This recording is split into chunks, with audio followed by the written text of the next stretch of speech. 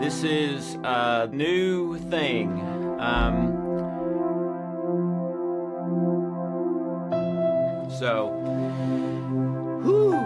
Little weird. I've been building to this for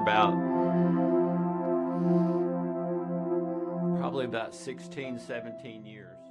Hi, I'm Dr. Alex Loyd, and I want to talk to you for a few minutes today about the unseen world of E equals MC squared. We've all heard E equals MC squared, right? We grew up hearing it. One of my favorite t-shirts is the one with Albert with his tongue sticking out and the wild hair and everything like that.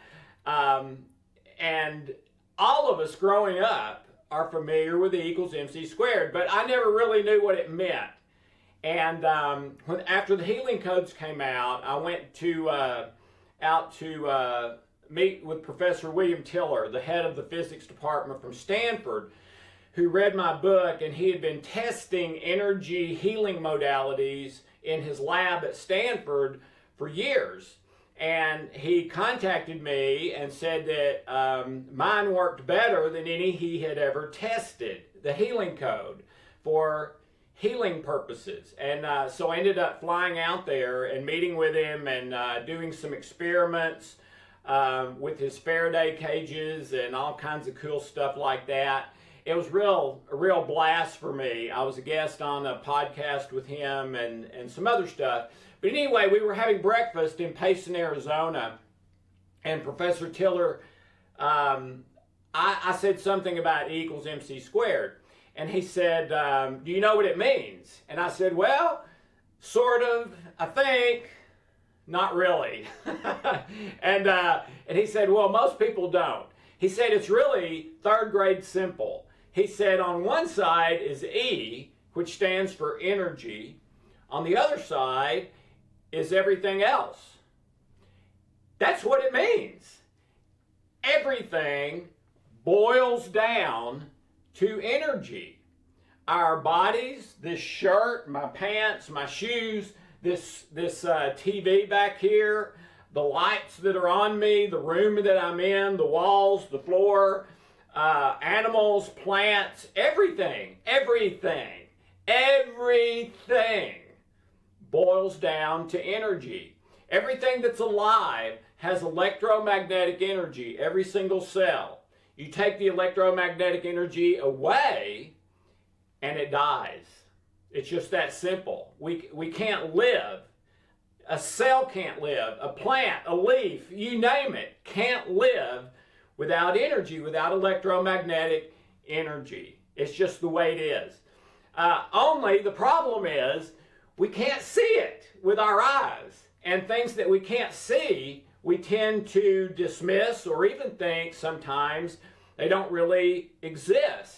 And we for sure think a lot of times about things we can't see that they don't have a big impact on us. So we focus more on the things we can see.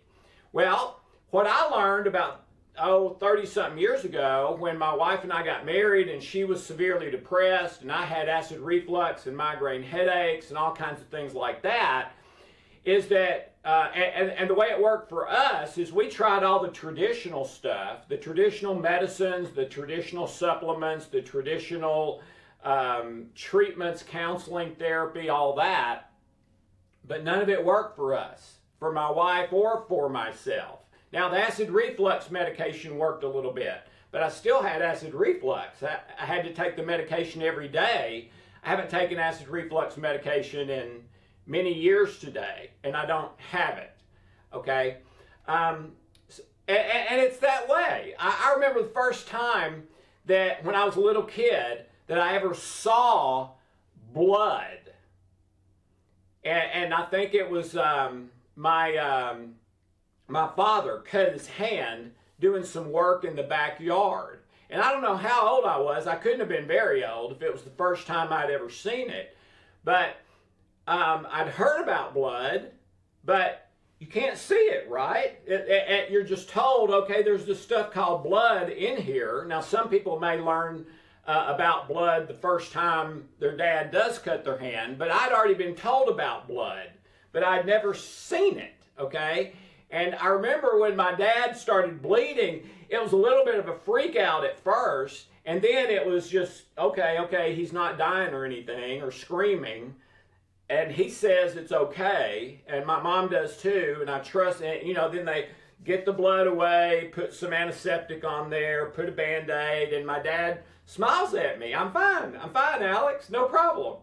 So what was unseen now becomes seen and impactful. Only it always was.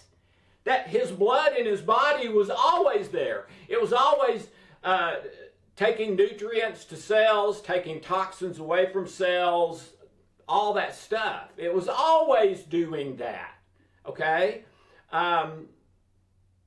We just can't see it. And today, we don't dismiss blood because we've all seen it, okay? But most of us have never seen electromagnetic energy. That is filling this room right now. It's all through the air. By the way, electromagnetic energy is the only way that radio waves work. It's the only way that cell phones work. If you took the electromagnetic energy out of the air, none of that stuff would work either. So electromagnetic energy, E equals mc squared, is really at the root of everything in our life. We just don't realize it. In fact, our eyes, you may know this, you may not, you don't know for sure what you're really seeing when you see something. When you look at this water bottle, you know, you think it has the G on it and an X and blue and orange and all that. And I think it probably does, but I'm not seeing that, neither are you, even on the camera, with your eyes. Your eyes take an impression of it, an energy impression of it, and that impression goes into your optic nerve, and then internally, your mind assembles a picture of that water bottle. Now, we assume it's the same as the water bottle, but we don't know that for sure because everything we see through these eyes that work that way, okay?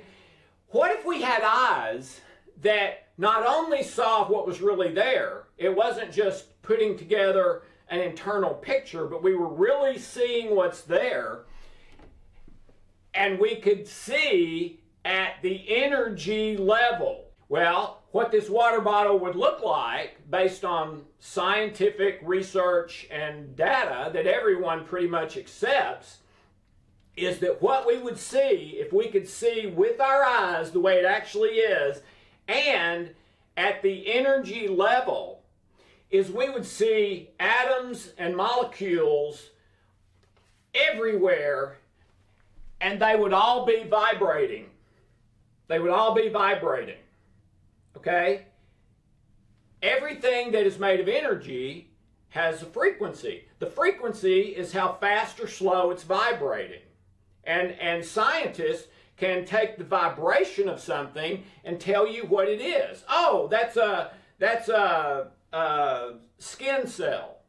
Oh, that's plastic. Oh, that's metal.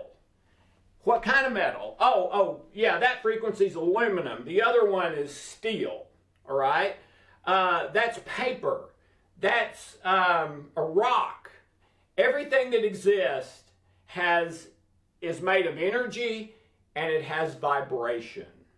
Google it. I Googled it yesterday just to make sure before filming this. Everything. Now, does that underlying energy affect our health, our body, our life? Or because we can't see it, does it not affect anything? Well, the idea that it's real and that it's there and it's the underlying basis of everything but doesn't affect anything is ludicrous. Anything that's the basis of everything, I mean, that's big. I mean, you get the foundation, the basis of a house right, and that house can stand there for hundreds of years. and not have any problems in that regard as far as cracking or falling down or whatever. You get a house where the foundation is not right, and you've got big problems maybe from day one, but for sure they're coming, all right?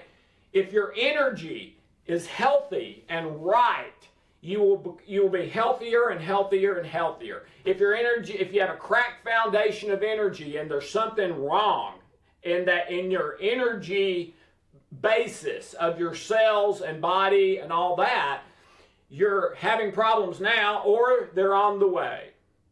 Well, the good thing is that energy can be changed very easily, okay? That's physics, probably 8th grade physics when I was in 8th grade, maybe earlier than that now, I don't know. But that's 8th grade physics. That's nothing new. This is I bought this at Radio Shack. This is a frequency counter from Radio Shack. And it's the simplest thing in the world. You pull out the antenna, and then you put the antenna on the thing that you want to determine the frequency of, push the button, and it gives you the frequency. Do it on a whiteboard, gives you the frequency. Do it on a skin cell, gives you the frequency. Do it on a piece of wood, gives you the frequency. Whatever. Now, I don't know that it'll do it accurately on like the air. You probably need something different. But for anything physical, this frequency counter will, with the push of the button, tell you the frequency of it. All right? Most people don't even know this technology exists, and this is not new. I bought this 30 years ago. Okay? So, E equals MC squared is the basis for everything that exists, for everything continuing to live and work the way it's supposed to, and for our health and happiness, relationships, and success. Okay? So, keep that in mind. So, even though what we're about to look at may seem a little weird to you, check it out. Google, prove me wrong, I guess is what I'm saying. Okay? So, let's take a look. And we already shared this. Everything is energy. Atoms, thoughts, memories, etc. are all made of energy. And we know that, right? The splitting of an atom releases 300 million volts of electricity. An electric chair, where we use to execute and kill a human being, is 2,000 volts of energy. 2,000 versus the tiniest little atom pulled apart, split, 300 million volts. Virtually the same voltage as a lightning bolt, which is about 300 million volts, and immediately heats the air to 50,000 degrees Fahrenheit. Okay? Everything is energy. And that atom is the most powerful thing on planet Earth for its size. 300 million volts just in one atom. All right? What if atoms, God made atoms so that they're almost impossible to get apart? What if he didn't? What if atoms were easy to get apart? And every time you got one apart, it's a lightning bolt. It's 300 million volts. Well, it would kill everyone around. It would blow up the house. It would, whatever. All right? But fortunately, God made those things so that they're very difficult to get apart. All right? But they're still the most powerful thing on earth, size-wise. Okay? Your thoughts are made of energy. Your memories are made of energy. They've cut out every part of the brain, and the memories are still there. That's why they started calling them cellular memories. They're stored in the energy information field of every cell in your body. That's why people have transplants that are not brain transplants. They're, kidney, heart, lung, whatever. And they get memories, not all of them, but a significant percentage, and it's happened since the very first transplants. They get memories from the donor. They get personality traits. They get food cravings, all kinds of stuff. Well, they didn't do a brain transplant, all right? So where did that come from? It came from the energy of the donor's body, that has memories in it of that person's life. I know, sounds like Star Trek, right? But it's true. And by the way, energy medicine and energy psychology are the fastest growing areas in both of those fields. And nothing else is close. And it's been that way for 10 years now. Why is that? They work, they have no side effects, and they're cheap. All right? And they've even integrated energy interventions into standard medicine. Have you heard of lithotripsy, where they send a sound wave in, energy, to the exact right frequency of the kidney stone, and it explodes it, and now they can pass the kidney stone, and they're cool. They use a probe in some tumors. They'll put a metal probe in the tumor, and then they'll tune the probe to the exact frequency, and it'll burn the tumor up. And this is recent cutting edge stuff that they're hoping will be a really good cure for cancer down the road. I don't think they're to that point yet. And there's several others. An MRI, or a CT scan. How do they diagnose? Are they taking an internal picture? No. They both work on the basis of energy and picking up which energy frequencies. Is that a healthy liver cell in the MRI, or is it a diseased or cancerous liver cell? If it's a cancerous liver cell, it makes a picture that's different. And then the doctor comes and tells you, oh, see that? We need to biopsy that. You may have a problem there. Well, they didn't take a picture. It put together a picture from the energy it was picking up from the person's body. All right? So now we're starting to get to where we can use these things not just to diagnose or explore, but to really treat things and make our life better, which is what we've been doing for 25 years now. Okay, so everything is made of energy. I'm going to skip that one for now. Okay, this is an experiment I did a number of years ago, and my son Harry took the pictures and also oversaw the experiment to make sure I didn't cheat or anything. And here's what I did. I took a glass of, I bought my wife a dozen roses because I love her so much and because I wanted to do this experiment. I gave her 10, and I kept the 2 that looked the most alike. They're not identical, but they're close, all right? And what I was told is that these were all grown by the same grower, all picked on the same day, all right? So I took the 2 that were the most alike, I cut them off at the stem, and I put them in a clean glass of water. And I took 1 glass of water and held it in my hands for 60 seconds and thought of the most painful, worst, terrible memory of my life, and just wallowed in it like I was experiencing it all over again. I really had to concentrate intensely for 60 seconds. Then I put the glass down and I never touched it again. Then I took the other one, put it in a glass of water, held it for 60 seconds, and thought about the happiest, most wonderful memory of my life. Really relived it again. I was smiling without trying to, that kind of thing. For 60 seconds, and then put it down and never touched it again. All right? So here's what happened.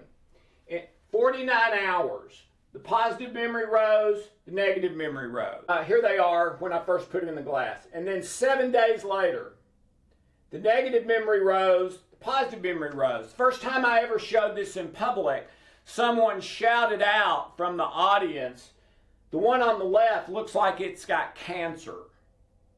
And it sort of does. It's got big black splotches all over it. I'm not sure if you can see that or not. And it's slimy. It's got this gooey slime all over it that I don't know where that came from. I've never seen that before, all right, except in this experiment. And the positive memory rose looked better than any of the other 10 roses that I gave to Hope that she put flower food in to make them last longer. These didn't have flower food, neither one of them, okay? So this one looked by far worse than any of the 12. This one looked by far better than the ones with flour food. And what made the difference? 60 seconds of either thinking about a negative thing or a positive thing. I just found a new study on the Mayo Clinic website, and they said, and I don't remember what the title was, but the conclusion was positive thinking really does work. If you think negatively, you're more likely to have cardio disease, you're more likely to have cancer, you're more likely to have almost any other disease. If you think positively, you're less likely to have those things, more likely to be healthy and happy. And then they said at the end of the study, we haven't figured out why this is true yet, but it's definitely true. All right? Well, this is negative thoughts, positive thoughts. All right?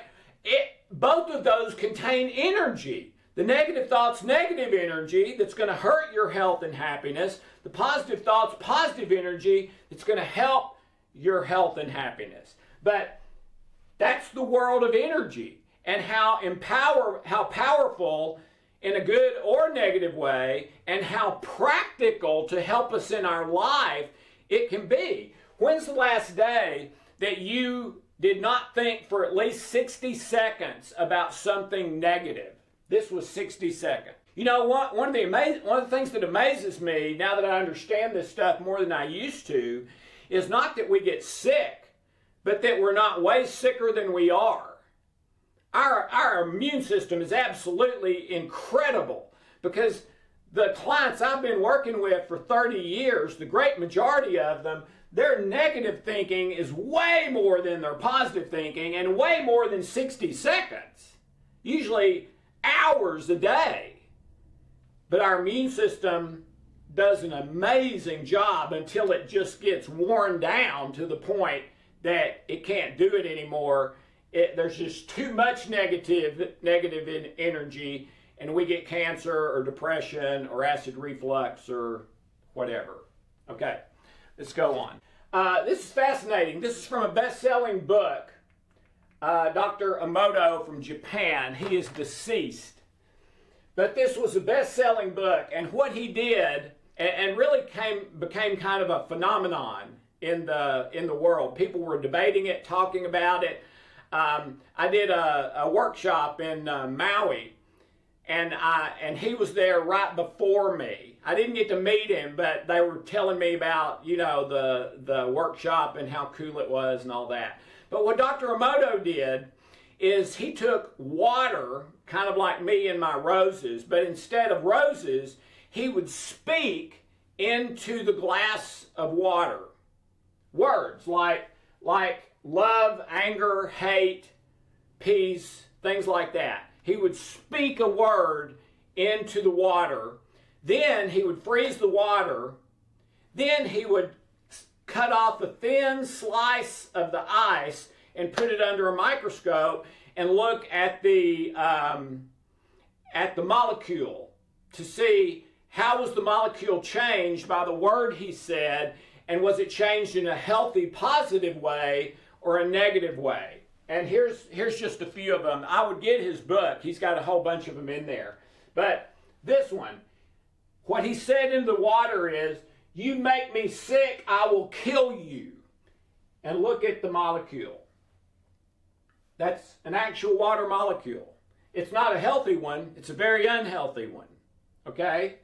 Which will damage your health if you have enough of these at the right place and the right time. You know, this could become acid reflux or depression or whatever. In this one, he said peace, and looks like a beautiful crystal or snowflake, whatever. This one, he said anger. This is what the molecule looks like. This one's interesting to me because you've got stuff all around the outside, but it's hollow in the middle. And that's what anger kind of seems like to me. It's a whole bunch of fury and stuff, but it's hollow. There's nothing to it. It's only going to, if you go in there, it's only going to lead to a dead end. All right? And then my favorite one, love, again, like a crystal kaleidoscope thing, beautiful. And there's bunches of these, and it was consistent. And other people have replicated this with similar results. And by the way, the roses, that was not original with me. I copied somebody who did it with strawberries, the same result. And I've done a number of workshops, did one in Japan not long ago, where the participant had seen that in my book, where I did it with the roses, and they did it with rice with the same result. The love rice was still white, looks like you could go ahead and eat it. The hate rice was like black. In the same period of time, 60 seconds. Really incredible, okay? And consistent. Energy does exist, and it does affect everything. This is Kirlian photography. I'm not sure if I'm pronouncing Kirlian right. Might be, I think there's a different pronunciation. But anyway, blame it on my southern accent. And I'm not going to make a big deal about this because there's a lot of controversy about it. He discovered this back in the 40s or 50s.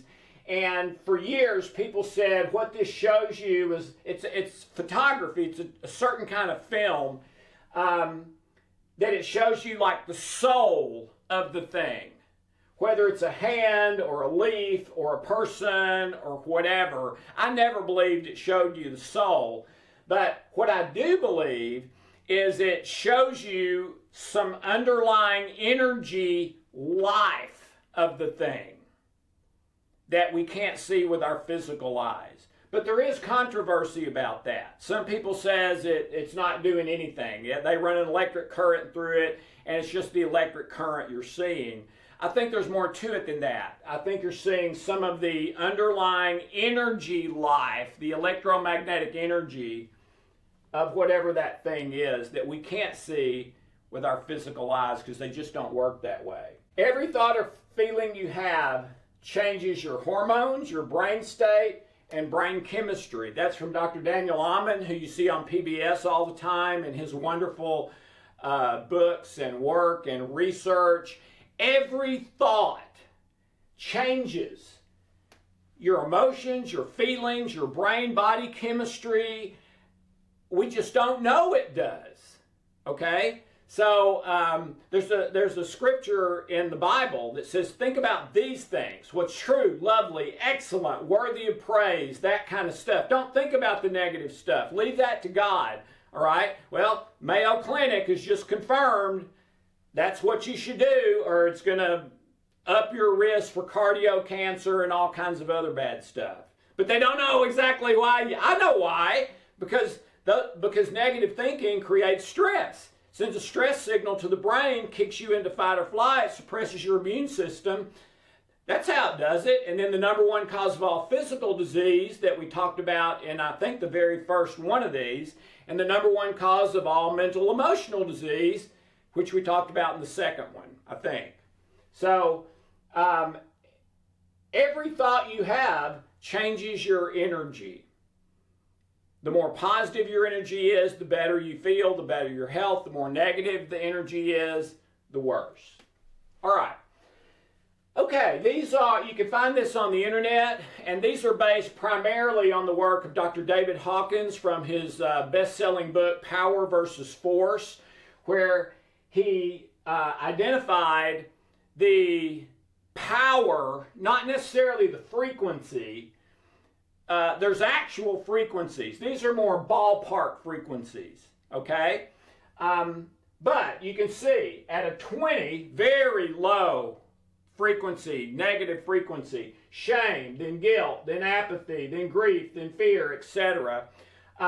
You don't get, where you really get to where you want to get is here. 500 is love, peace, enlightenment, all right? So the higher the frequency, the higher the emotion, the more positive, and it's like thinking positively instead of negatively, the Mayo Clinic. So there's cardio, cancer, all this stuff. The higher you get, the lower the illness, disease, negativity is. And this is another one developed by David Hawkins, and you can find this in his book. And this just has more to it. So like shame, 20, is also the emotional state's humiliation, and the view of life is miserable. Energetic frequency 150, emotional state is hate, antagonistic. And then when you get up to love, 500, now we're above the line, which is where we want to be. Now, this area is okay too. That's kind of good. But then up here, we get to great, which is love, joy, peace, enlightenment. What does enlightenment mean? I think it just means being right with the Lord and close to Him, and right with myself, and right with other people, living in love and truth rather than fear and falsehood. Okay? But you can see with love, reverence, and the view of life is benign. Hey, your will be done, not mine. I'm okay whatever happens. I don't have to worry, right? And then joy, completeness, peace, perfection, enlightenment. I am, because He is and He made me that way, all right? But this stuff probably, in my opinion, affects how we feel, our health, and everything else way more than our physical and external circumstances. We just don't live that way. And I think we don't live that way because we can't see it with our eyes. If we saw the energy of the water bottle, if we saw the energy of a human being's body, if we saw the energy of the leaf and the tree and all that sort of thing, I think we would be taking it seriously. Well, you need to start even though you can't see it, okay? Your blood is affecting your health even though you can't see it unless you cut yourself, all right? All right, and that's it. So the intervention we do is an energy-based intervention to change the shame to peace, to change the anger to love, to change the negative to the positive, all right? And when you change the foundation of everything from negative to positive, it's gonna, we heard about trickle-down economics. Was that with Richard Nixon or Ronald Reagan or one of those guys? I don't know if that ever worked or not. But this isn't trickle down. This is you get the energy, electromagnetic energy foundation right, and it goes up into everything and makes it positive, better, love, joy, peace, better health, better relationships. I feel better. I've got more energy. I sleep good, etc. All right? So the unseen world of E equals MC squared can change your life. Have a wonderful, blessed day. I was fascinated one day when I discovered this passage. It's Habakkuk 3 verses 4. You see I've got it framed. A friend of mine gave me this for a gift because they knew I liked this scripture. And what it says, I don't know if you can read it or not, rays flash from his hand where his power was hidden. And it's talking about God. So rays flash from God's hand where His power was hidden. Habakkuk 3 verses 4. So how could we possibly think that energy is irrelevant when God is energy? God is not physical, He's spirit. God is spirit. Well, I believe spirit means energy. All right? So start taking care of and prioritizing the E equals MC squared underlying energy of things, and it's going to change your life.